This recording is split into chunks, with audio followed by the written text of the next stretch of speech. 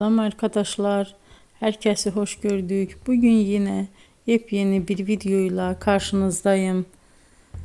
Hayranlıkla izlediğimiz Birce Akalay ve İbrahim Çelikkol'dan çok güzel kareler hazırladık. Onlar Siyah Beyaz Aşk dizisinde Ferhat ve Aslı karakterlerine hayat vermiştiler ve herkes tarafından çok beğenilmişti. Biz de onların en özel ve en güzel fotolarını sizler için hazırladık.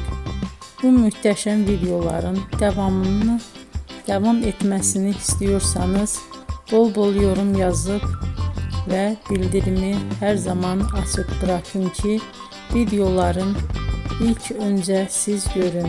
Herkese teşekkür ederim. Bizden bu kadar.